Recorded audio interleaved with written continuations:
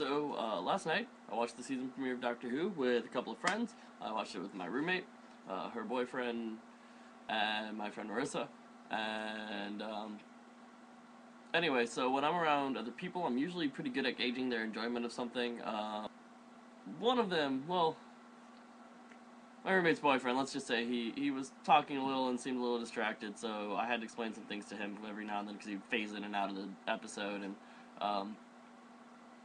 But I feel like even if he hadn't been talking, I would have still been explaining a lot to both him and my other friend, and even my roommate. And my roommate has watched all of season 5 and is a fan of the show, and she's watched some of the David Tennant episodes and a couple of the Christopher Eccleston episodes, and but I was still having to explain stuff to her, and I feel like even if they weren't there, if it was just me and my roommate, I would have still had to explain stuff, and because it was really kind of confusing, and I feel like that wasn't the best thing for a season premiere, especially since the BBC has been doing all this advertising and obviously spent a lot of money on the ad campaign over here in the States.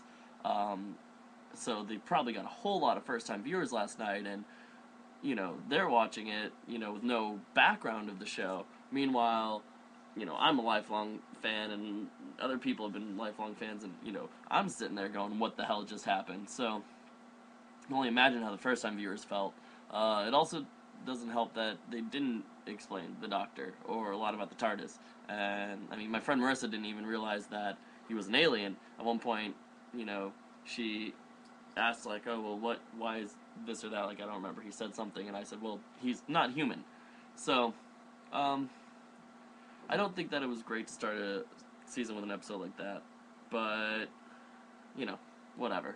That's my rant about that. Anyway, I watched the episode a second time, by myself, and as an episode, it's really enjoyable. The storyline was really intriguing, and it continued last season's story arc, extremely well. And the setting in America was great, and I think the plot twists so far have been really interesting, and the use of Richard Nixon. I just loved the exchange between River and the Doctor, where talking about, like, oh, he did some good, and the Doctor's like, not enough, and she called him a hippie, and he just said archaeologist, and that was a great great little exchange, and I think there was a lot of little fun things that they were able to do since it was in the States, and the scenery was amazing.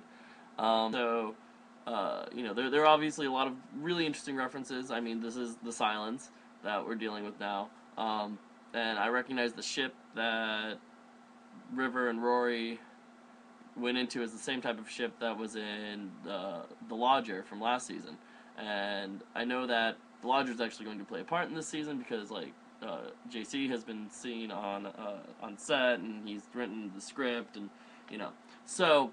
That's kind of really cool that they're bringing back, because Lodger was a great episode. It was a great standalone episode last season.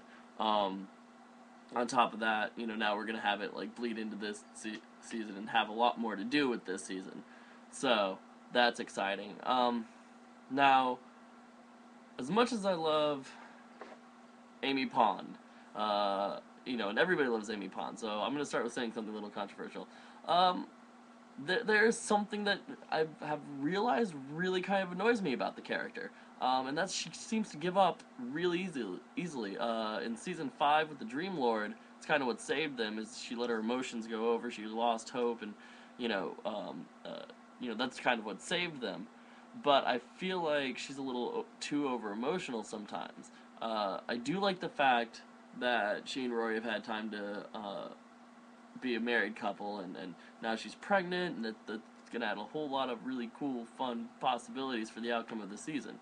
So yeah, I'm going to say something else controversial. I know there are a lot of River haters out there, but I have to say, I very much enjoyed the character of Dr. River Song. I love the concept of people meeting in the wrong order. I feel like this is something that really hasn't been played with enough in time travel tales. In like movies and books and TV shows about time travel. It's really something, people meeting in the wrong order, really just, it doesn't, it's always that idea, like, you're always in the back of your mind, well, what if you run into somebody but they haven't met you yet, or something like it's a great concept, and I think Stephen Moffat is just playing with it amazingly. And also, River is kind of a badass. She keeps escaping from a high-security prison. She goes around shooting guns. She has hallucinogenic lipstick. She, makes a lot of like really suggestive jokes, and she's funny, and you know, she argues with the Doctor a lot, and it's kind of fun to see a character that the Doctor is just kind of amazed by. You know, she knows more than the Doctor knows, and he doesn't like that. And at the same time, you know, he's very submissive to her, which you don't really see the Doctor be submissive to anybody. So that's really I like River Song. The Doctor, I was really excited when he popped up, and he was 200 years older. I thought it had been far too long since we'd had a big age jump in Doctor Who. When we saw when Paul McGann was the Doctor for the movie, he was 700 years old. Pops up in 2005 as Christopher Eccleston, and he's 900 years old. My friend Nathan and I were talking after I watched the episode again last night, and we figured out that the Doctor's age has been a huge inconsistency throughout the history of Doctor Who. And so, I mean, I guess it's a good thing that Russell T Davies started him off at 900, and Moffat has continued it where he's just aging a year every time. So, I mean, that seems like a good thing. Where he's 903 or something like that? I don't remember. But anyway, he's in the silence. Oh, man. That is, like, the scariest Doctor Who monster ever. I've never been scared by Doctor Who. I've never jumped watching Doctor Who, physically jumped from fear. And the scene in the White House bathroom is the first time Doctor Who actually scared me.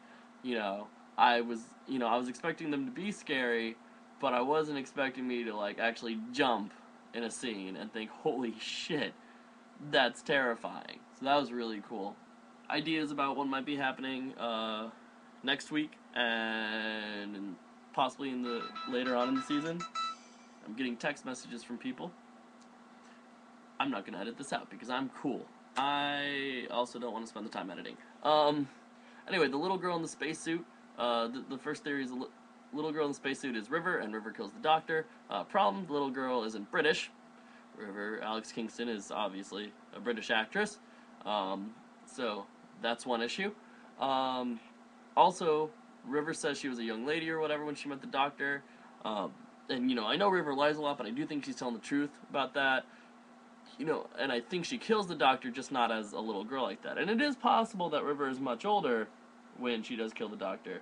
But part of me thinks that the little girl leaves the suit and River is in the suit when she kills the Doctor. So that's another idea. My friends, when I was talking to them last night, they thought River is the daughter of Amy and the girl in the spacesuit. But that kind of has the same issues as before. So, I mean, I don't know. I think that is a really good idea, that River is Amy's daughter. But, I mean, at the same time, it's kind of... I don't know if Doctor Who would be that crazy. For later on in the series, it's been hinted that Rose is going to return, and possibly David Tennant's Doctor might appear. A short ad was released by the BBC last week. These really weird, just like CCTV camera type things, and they definitely suggest that Rose would return, because one of them was just a shot of the apartment complex that Rose, or the flats that Rose lived in. Also, 1969 is the same year that the Angels took the Doctor and Martha back to during season 3 in Blink, and who knows, maybe unlike World War II, the Doctor might run into himself.